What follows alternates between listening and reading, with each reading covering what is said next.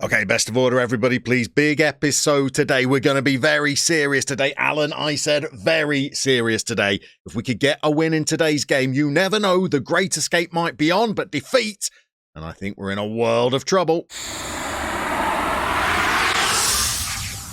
So here is the league table. We are down there in 9th place. Remember, 9th doesn't get automatically relegated. They qualify for a playout with the team that finishes second in the division below, which right now looks like it might be Primore. So that playout game, if it were to occur, would be a very tense affair.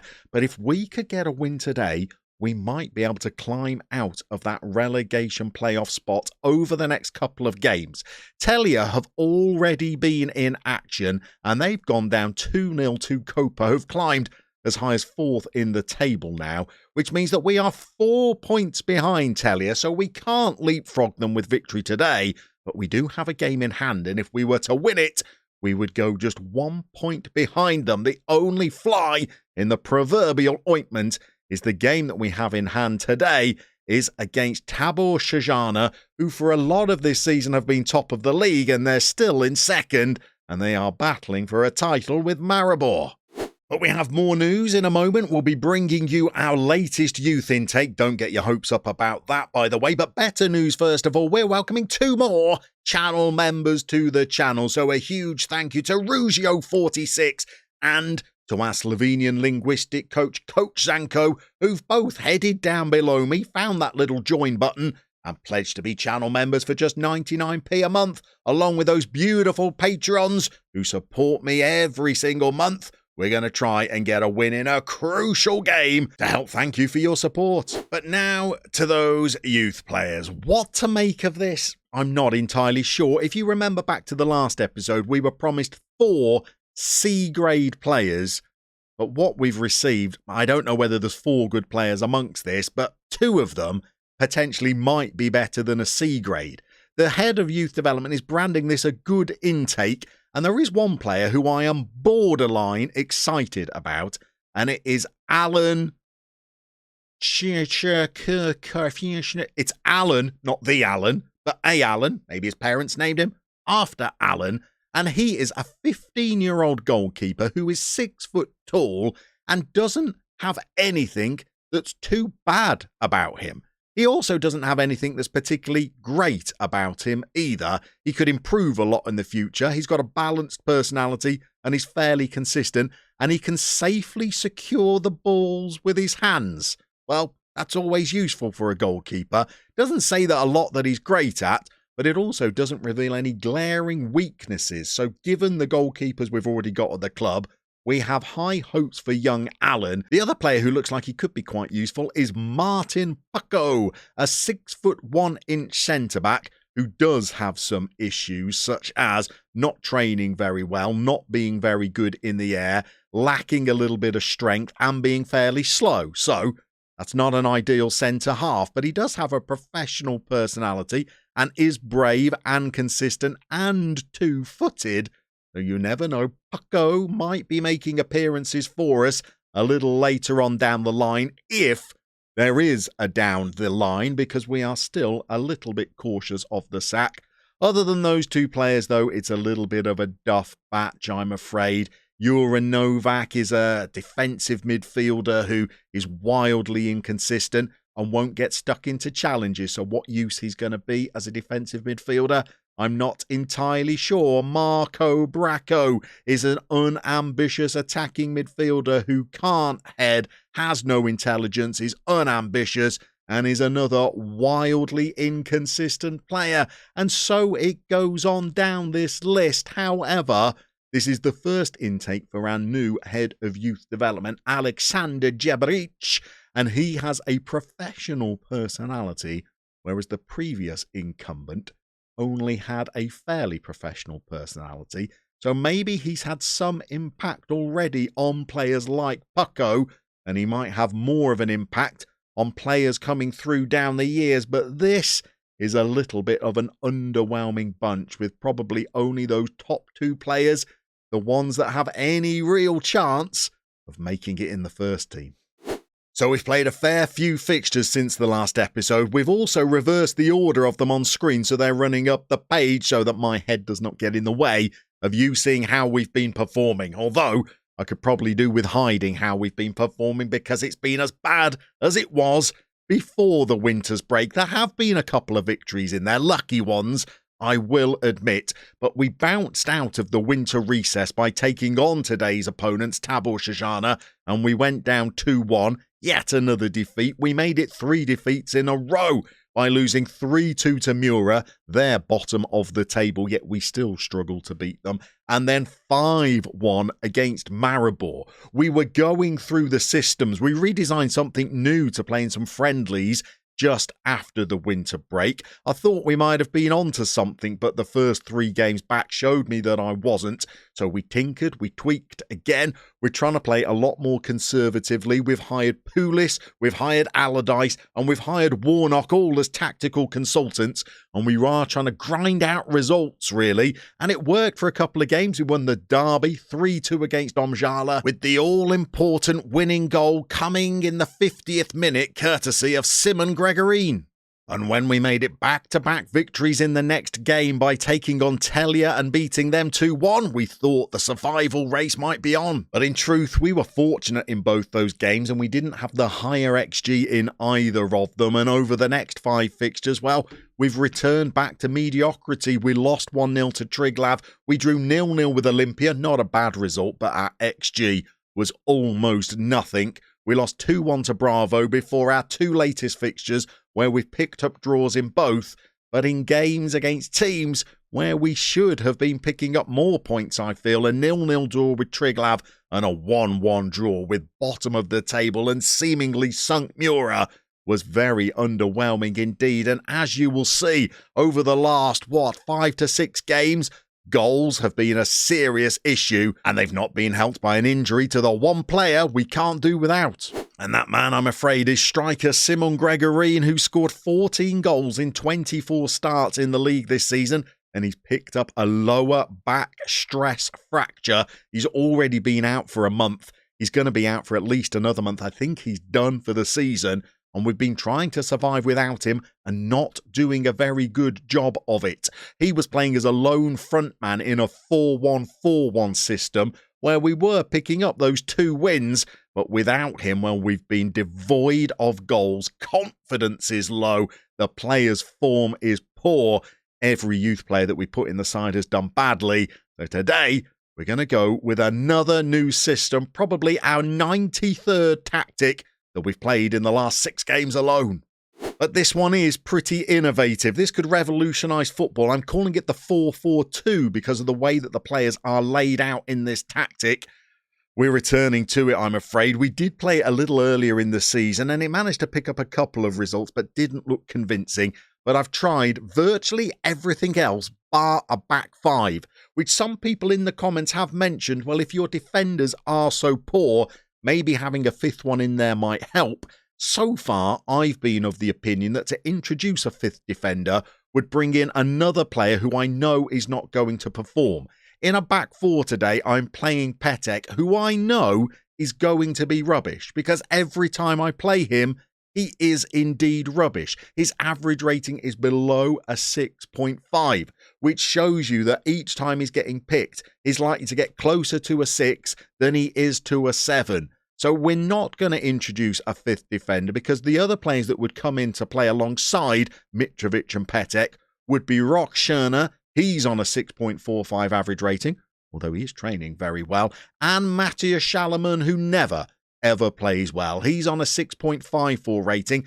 Do not let that fool you. That is only because he scored a goal for us this season that meant he averaged above an 8 in one game just because he nodded home from a corner. Defensively, he's an absolute barren wasteland who cannot be relied upon whatsoever.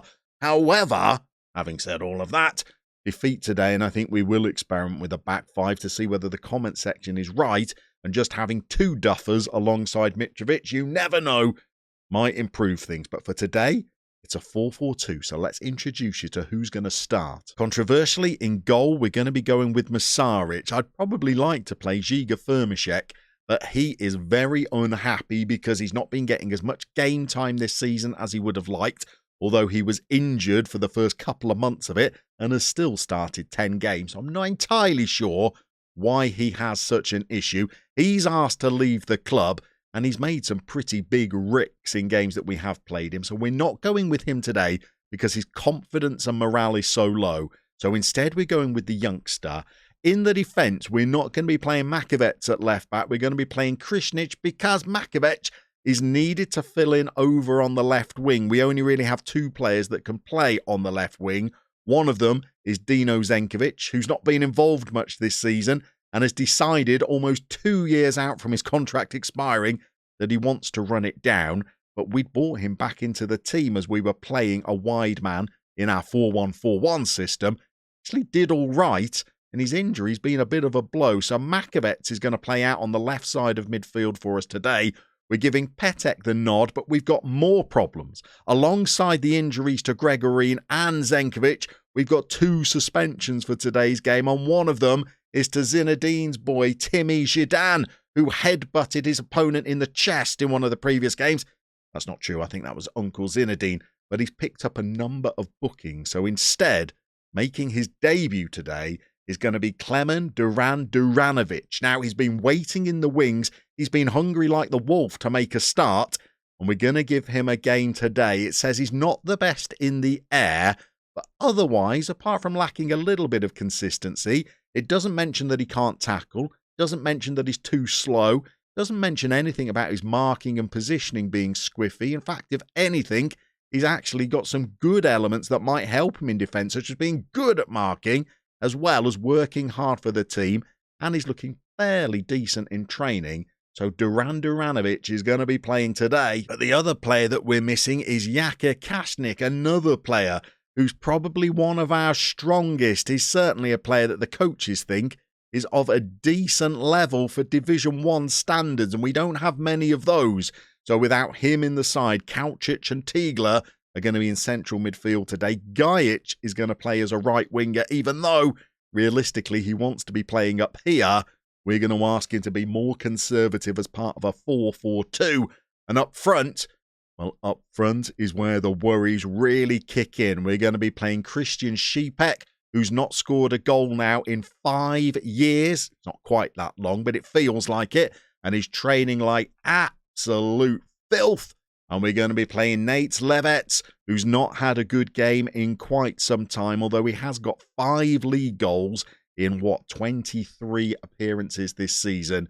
We are going to need one today because the side we are taking on, pretty handy. The table doesn't lie. Tabor Shajana are the second toughest challenge we could face, and they look like they're going to significantly improve on last season's 6th placed finish. Their experience is literally the opposite of what we can bring to the table, with a 36-year-old goalkeeper, 27-year-old midfielders, and 26-year-old centre-halves, and these players are all averaging above a 7. Tabor will also be the home team for this afternoon's game as we travel to Postonia, to the intimidating 500 capacity Sportny Park. But our players know that a win could see them move within touching distance of Telia, which gives this game a must-win feel as Tabor Shazana take on NK Roltek Dob. Okay, we've done our absolute best to try and boost morale ahead of this game. We've done it once more during the team talk, but we are justifiably cautious, particularly as we've got a defence that's going to be housing Petek, Krishnic,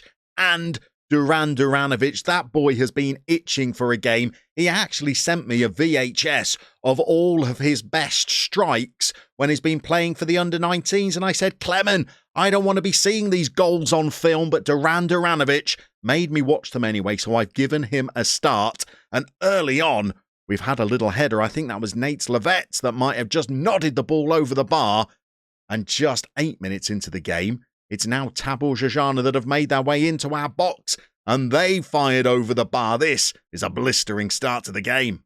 Our opponents are just starting to assert their dominance a little, I feel. They're coming forward once more, and they've got the ball just outside our area. We're working hard defensively. We're closing them down.